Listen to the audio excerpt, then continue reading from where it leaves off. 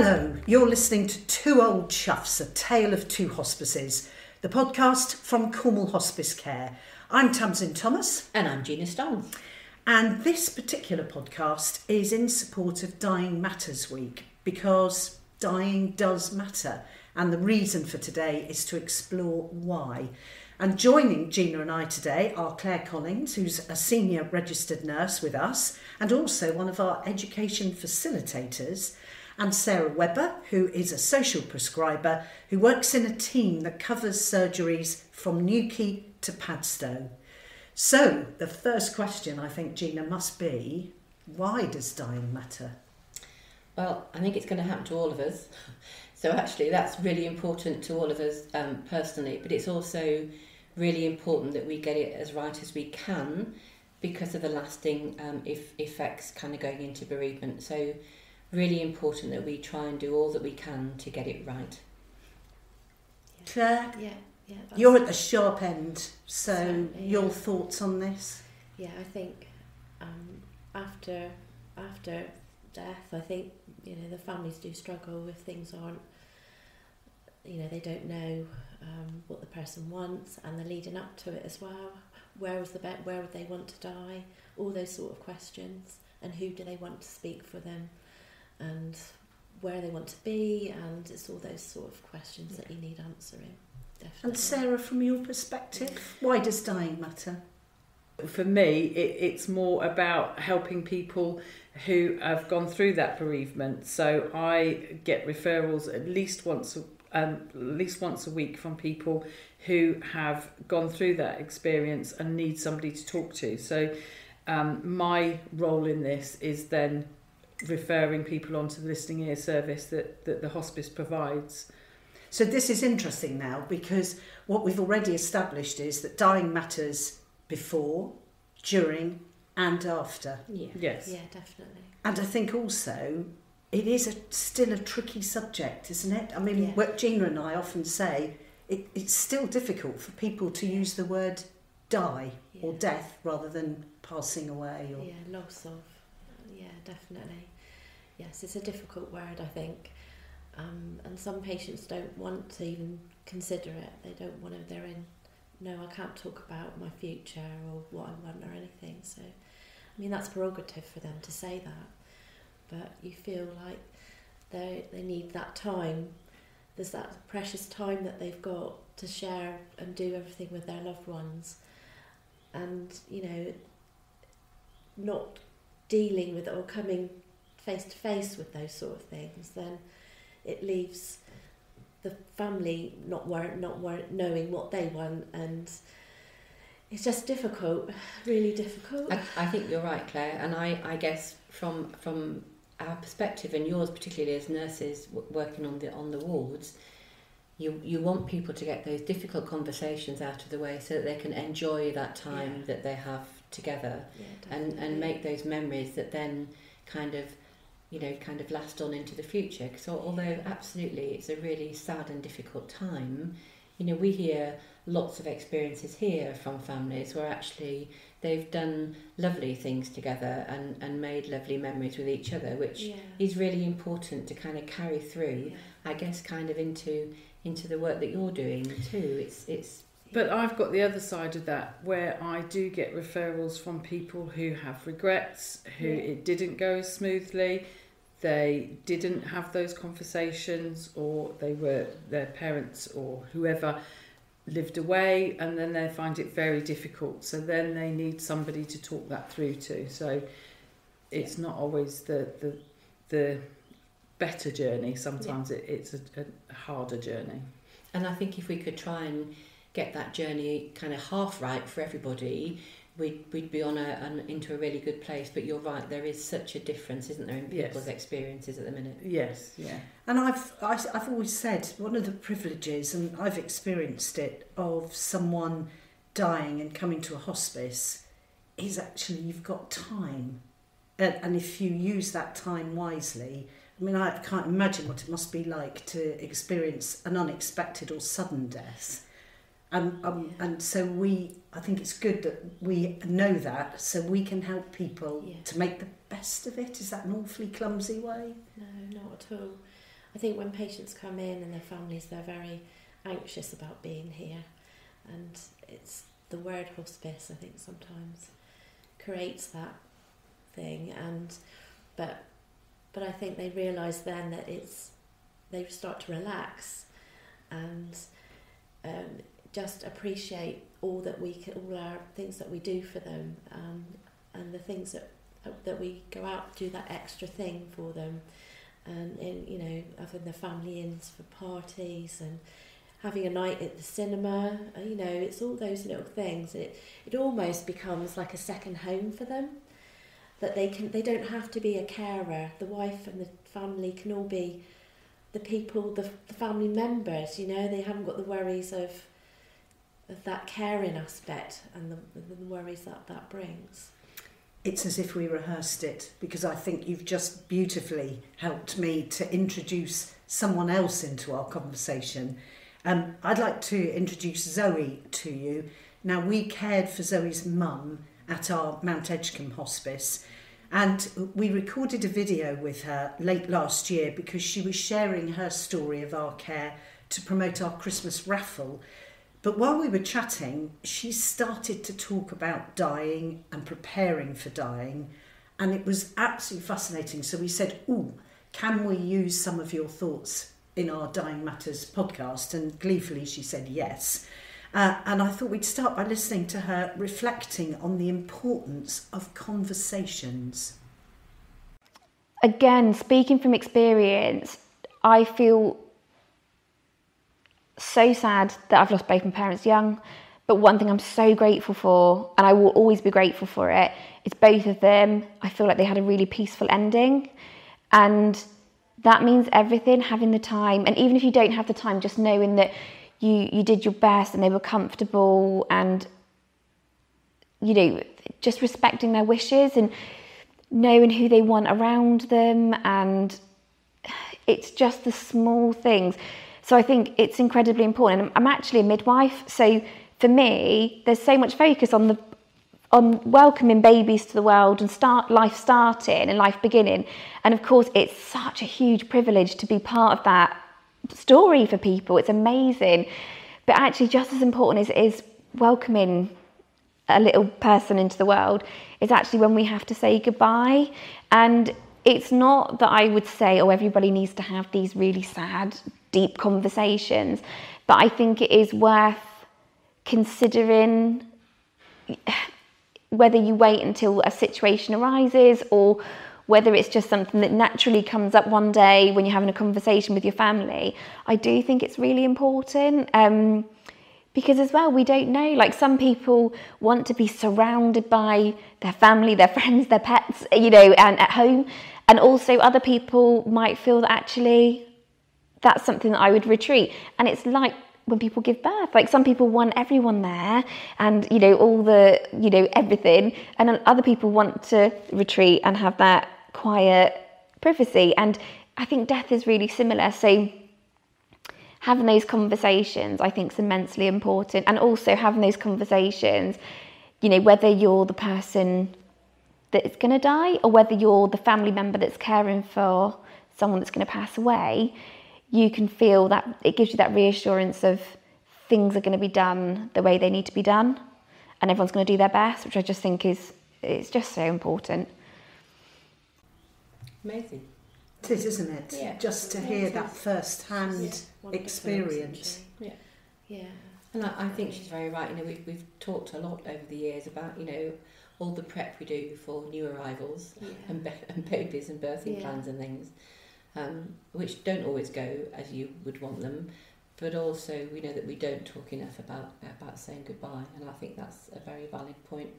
Yeah, I mean, from personal experience, before I was a nurse and I worked here, I had my auntie look at me, and she was dying she had leukemia at the time, and she looked at me and she was like, "I'm so scared."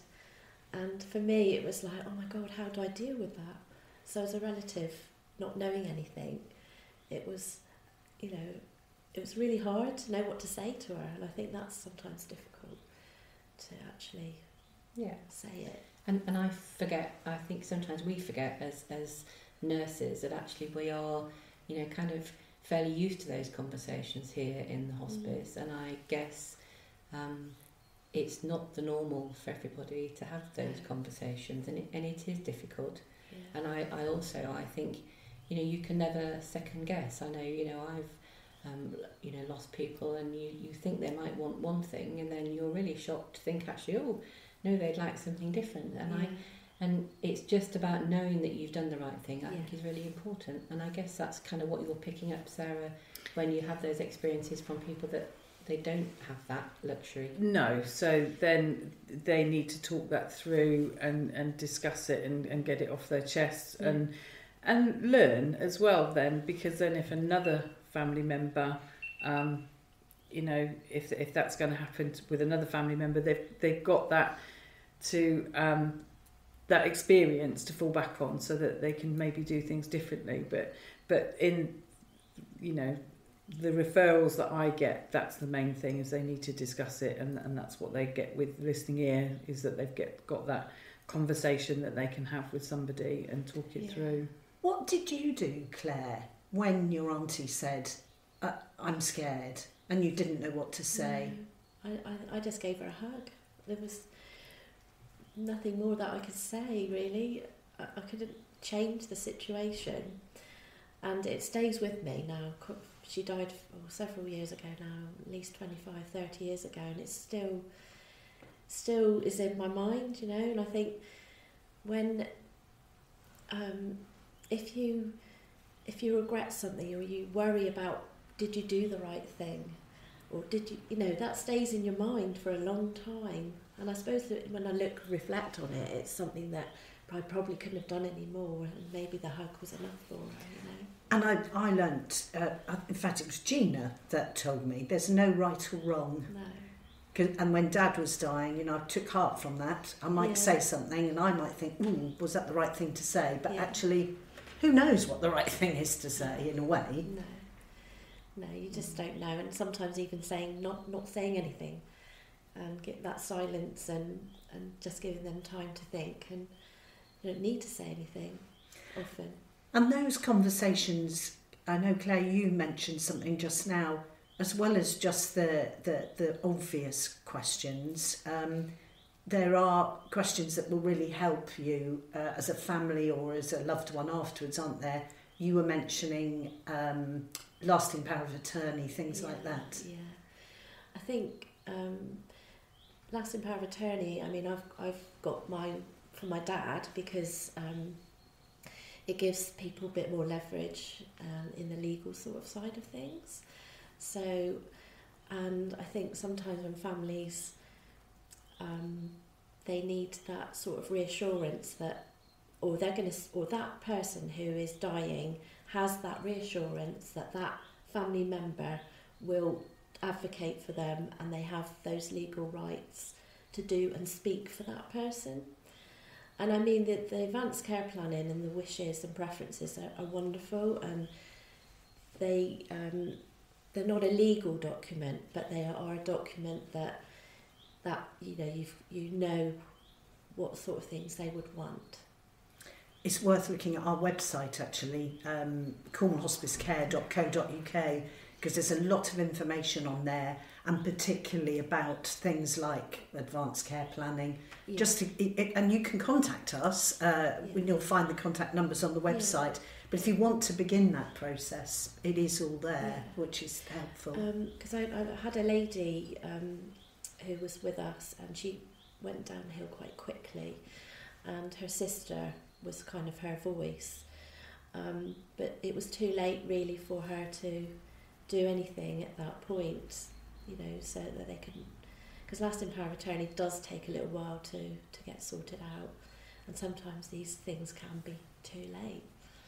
So that's another reason for these conversations to be fairly, you know, soon. Build them into daily life.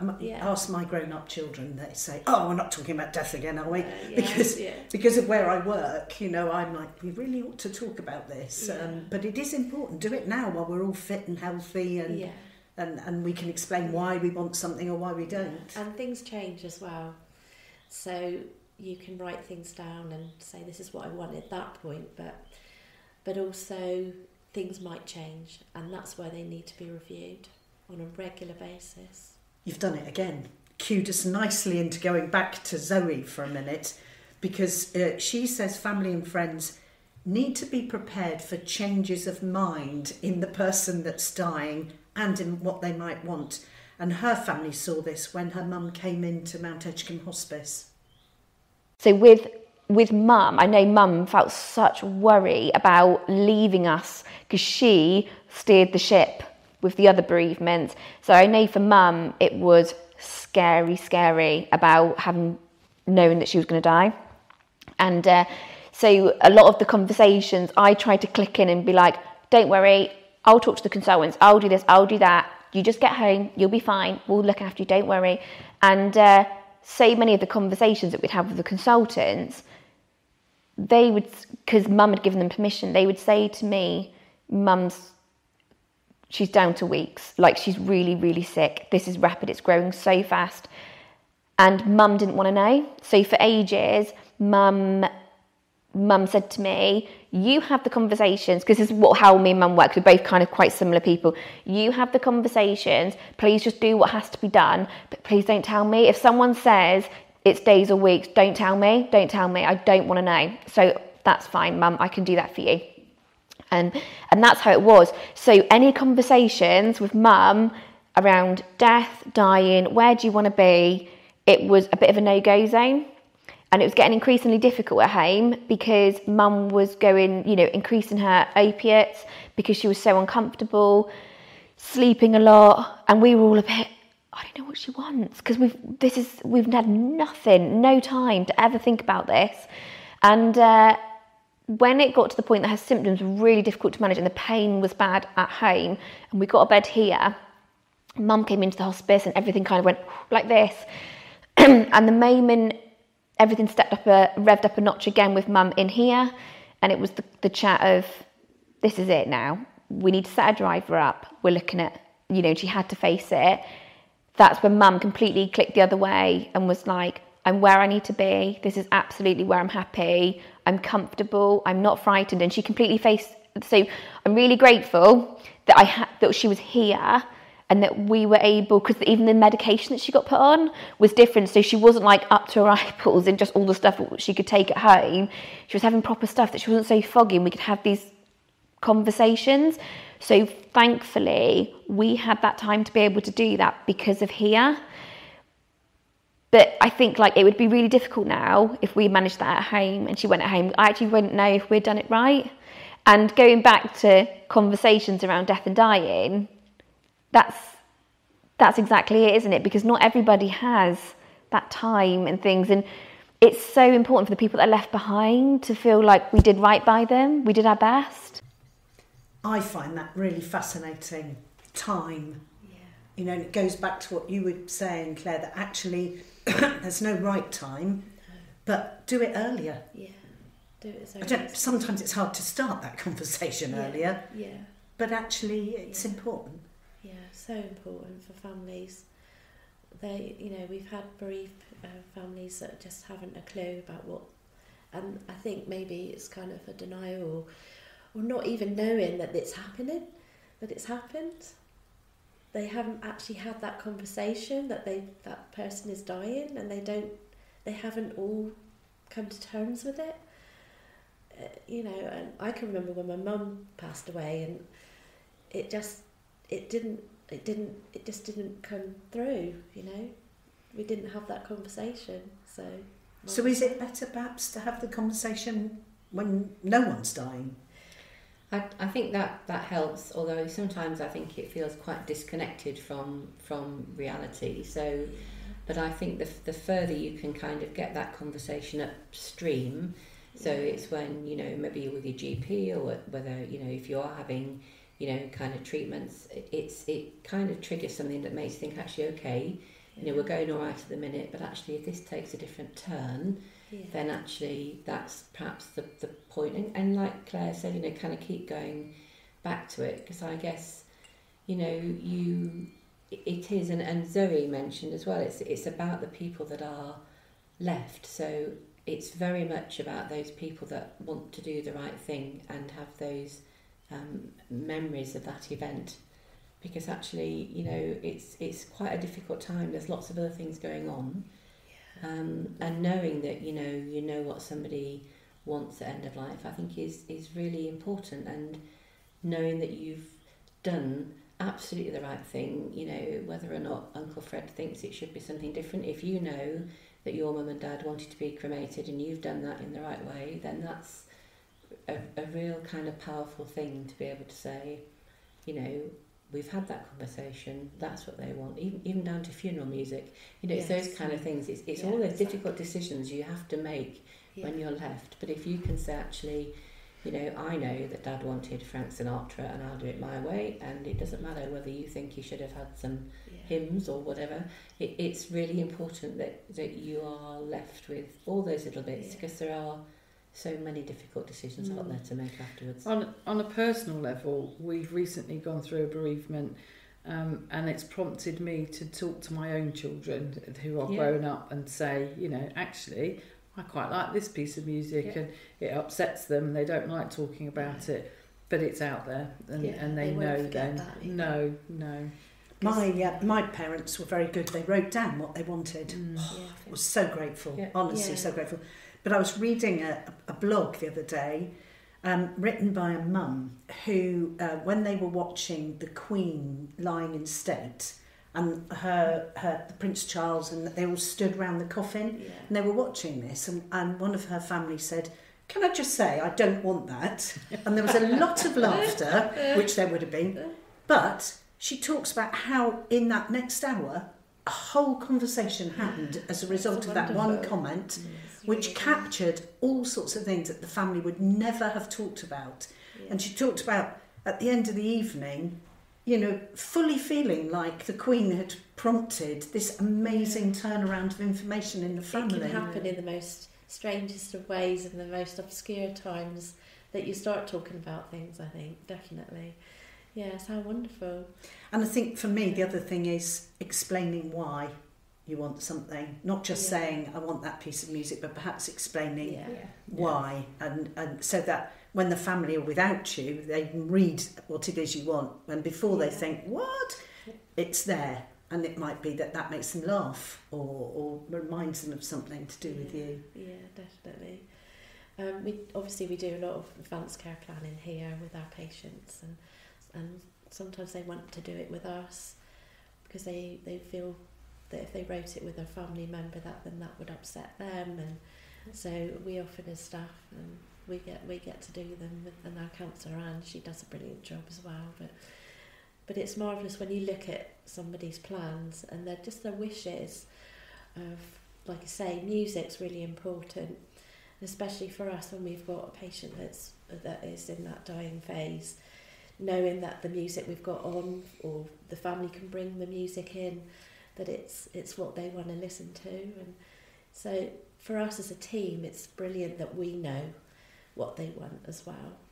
So I think it's a real privilege, isn't it, to have that insight into people, and you know, you think you know somebody, you know, whether that's a family member or not. But I remember talking to my dad. We were doing the family tree and all those, you know, those photographs that you get in black and white of everybody that looks the same in that era. You know, you're thinking, who's this dad and who's that, and how they related. And we were having that discussion, and it came up then about, you know, about kind of after death and things. And I'd always thought, along with my brother, that, you know, my dad would want to be buried with my mum. But no, he wanted to go and be buried with his parents in his village churchyard. So I know, I was really shocked. I said, well, I would have got that totally wrong. And then, so that opened up the conversation then about, you know, well, actually, no, I need to go back. So then you think, okay, how's that going to happen from Cornwall? But then you know then that you've absolutely done the right thing. So, so I don't know what Mum would think of that, but, you know, there'll be some discussion happening somewhere, I'm sure. On that cloud, there's a discussion going on. You're listening to Two Old Chuffs, A Tale of Two Hospices, the podcast from Cornwall Hospice Care.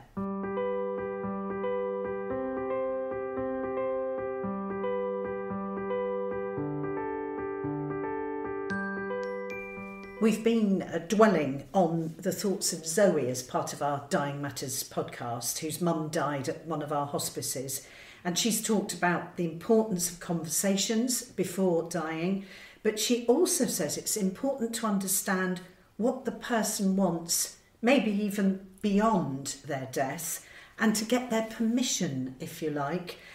So there's no wondering what that person might have wanted post their death. So let's just have a listen to her thoughts on this. Mum's house is a barn conversion, and mine is on. They're joined together, and we'd done these barns on the farm, thinking, brilliant. Like, Mum's here to help me when I'm and Ed, my husband, when we're working with small kids, when we're in that season of life, and then when Mum gets older, because she was on her own, we can return the favour, and we're right there for Mum. So it was like we had it all sussed. And obviously things completely changed. And I remember sitting there with Mum being like, what are we going to do with your house? It's like attached to ours, but all your stuff. Like, what do you... And I remember like Mum just saying, oh, give it to people that need it. It doesn't matter.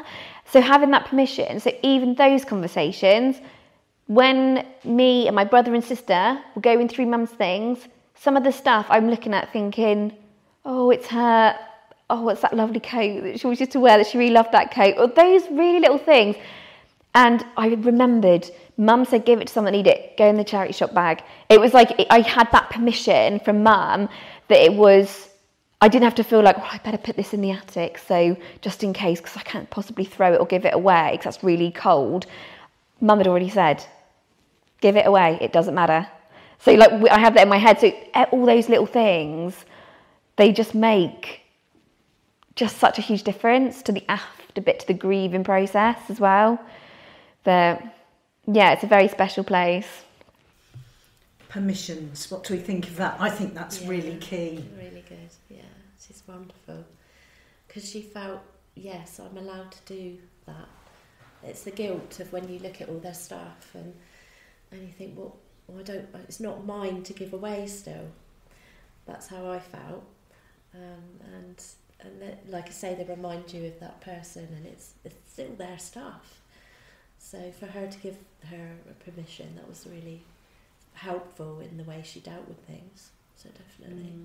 I think I get a lot of that come through with referrals as well. People feeling guilty about lots of different things, what they should have done and what they shouldn't have done.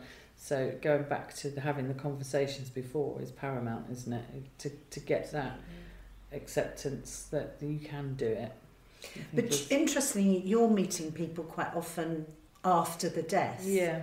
So you're seeing it maybe differently to us. You don't have that privilege of beforehand. No, so these people are struggling with not only a bereavement, but their own things that have gone on because of it, or because they haven't had those conversations. So they are feeling guilty.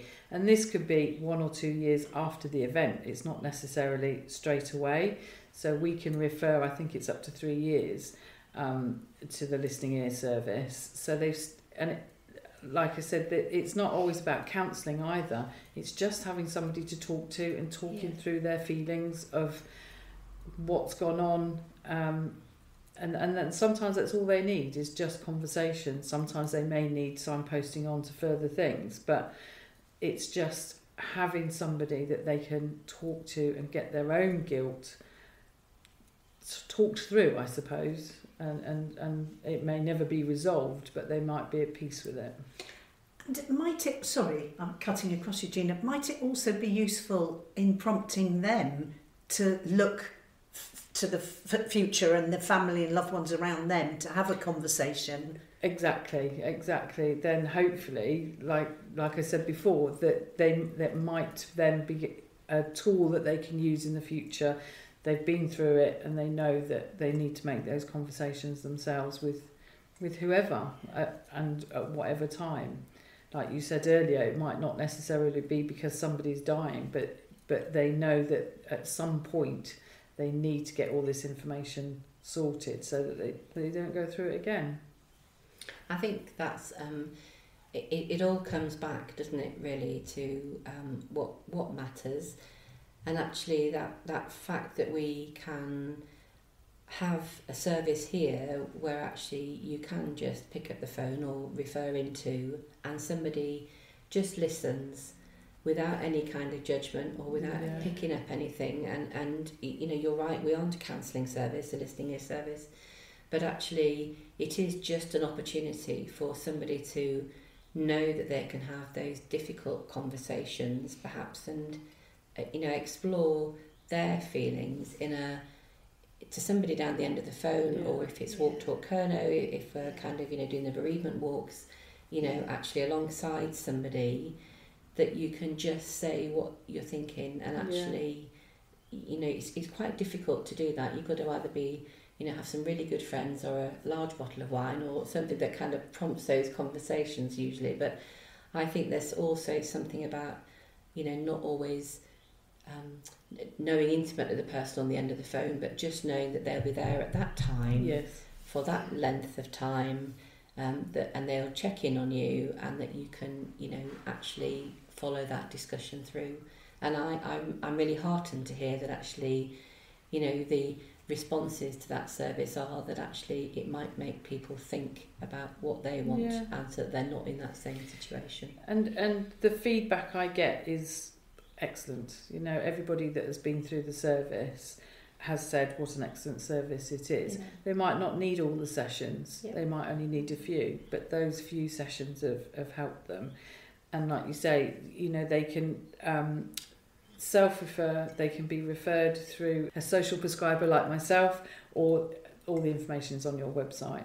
And there is a whole section on bereavement, so it's not just the listening ear. You've got an excellent website too, with all that information on there. And I think that's important for us, not to think that our service ends when somebody dies, because actually the family are just as important to look after. So when Claire mentioned earlier about, you know, kind of coming in and being part of our family, you know, we're part of those people's families for a little while, and actually, you know, that has to continue because it's important. Yes, you've got an excellent service, and you have got I think I'm right in saying you have got a counselling service afterwards as well, haven't you?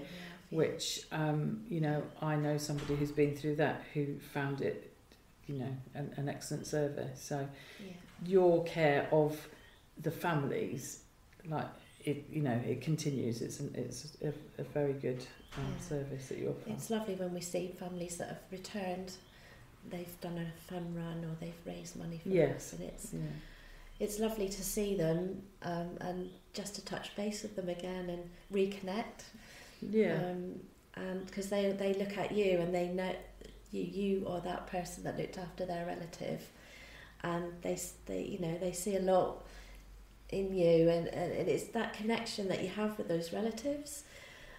It's just really lovely when you see them again. It's you know, it's and how they're getting on, and you know, so it's a continuation really of that time. For most people, especially if they're looking after a relative, your time is taken up with that person, with what's going on, with them dying and their death and their illness or whatever it is. And then that person dies, and then you have the funeral, and then everybody disappears. And that's the time that they need somebody. So to have all these services after the event, I think, is so important, because they still need to talk about it. They still need to process it. Exactly, And it's never going to go away, that grief that they feel, but it's managing it in a better way. And it's not all consuming. And the good memories, that is the thing that they need to take away. And that's what, when we have somebody that comes to us and says, look, you know, this is everything that person wanted in that scenario. And for us, it's hard to say a good death, but actually that is what we want to achieve. So that person doesn't go away and have awful memories of that time. It's a really sad time and really emotional, but if they go away with that good feeling inside themselves that everything they've done has been done, and their relative passed away very peacefully with everybody that they wanted around them, then that's what we want to achieve, and you know, that's what we want hopefully to people to talk about. So, and do you think, all of you, that we are getting better about acknowledging death and preparing for it? Is there a long way to go yet with it? I think there's always, individual kind of ideas come into that, but I think the more it's talked about, with celebrities and the Queen and the royal family, just actually that was, I think the more it gets people talking at those unexpected conversations that you have, I think the better. And I would like to think that we are getting a little bit better about it. I kind of sometimes I think that with medical advances that there's some patients can go have a dip and then come back, they have a treatments, and there's hope continually that something is going to be there to keep them alive and keep them going. And I think it's hard for patients, families and that to realise that this may be the last time, and that this isn't gonna they actually will be dying.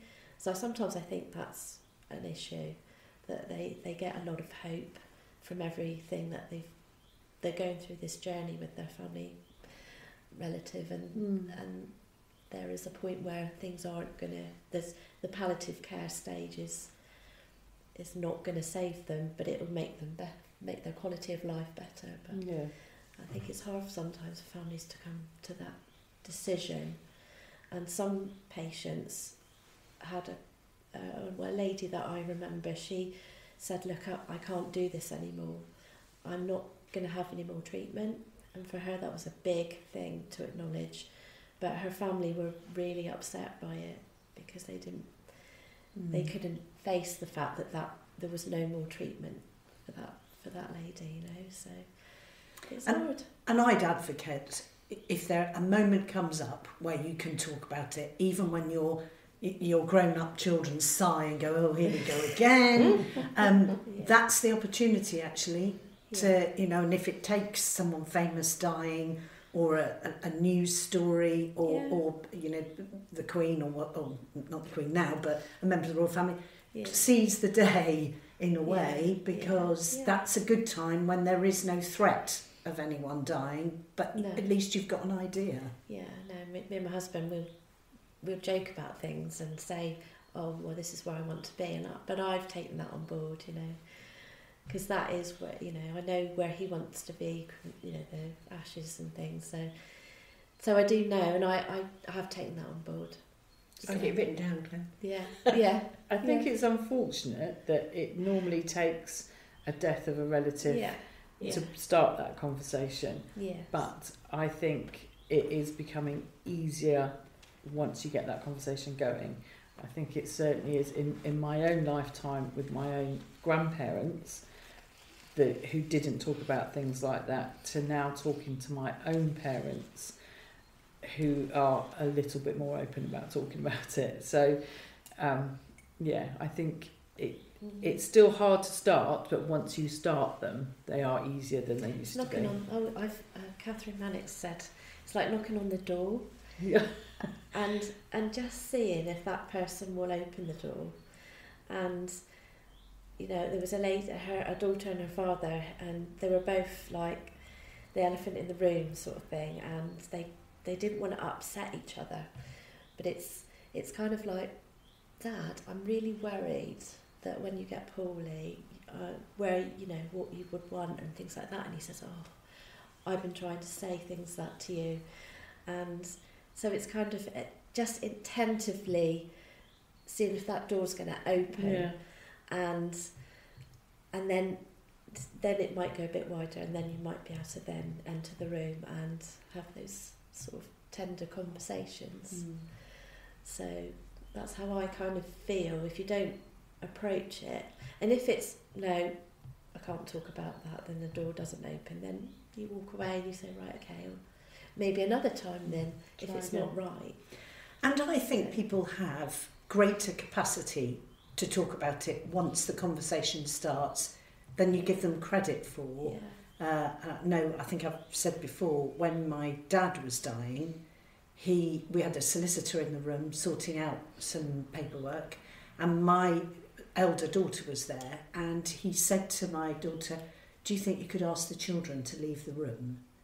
And we all looked at each other and we didn't know what he meant. And what he meant was my brother and I, because we were still his children, we had to leave the room, and my daughter, his granddaughter, who to him was the grown-up person, stayed in the room, had the conversations that needed to be had. We knew she'd feed back to us. Yeah. But, you know, it's being prepared of the unexpected again. Yeah. But it was fine for her. And I think young people particularly, maybe there's a hope there, because they will talk about it, a little grumbly, but they will talk about it, maybe more than a generation before when it was such a taboo. Yeah, definitely. I mean, my dad, he was probably in that generation that the family member, the deceased relative was in the house. So, you know, and that maybe they dealt with it better in their own way. So it was the thing. It's been fascinating. Thank you so much. It is a difficult subject, but as we've said, please visit our website. You can do that without having to talk to anyone. It's cornwallhospicecare.co.uk, and have a look round. There's all sorts of bits of information about bereavement and our services there, but also about preparing for dying. And we have a useful links page with all sorts of other organisations on it that may bring you some information that you'd find useful. I'd like to thank Gina, as always, but also Claire, our senior registered nurse and education facilitator, and Sarah Webber, social prescriber from the North Coast, and Zoe, of course, who has shared some of her thoughts very generously. You've been listening to Two Old Chuffs, A Tale of Two Hospices, the podcast from Cornwall Hospice Care.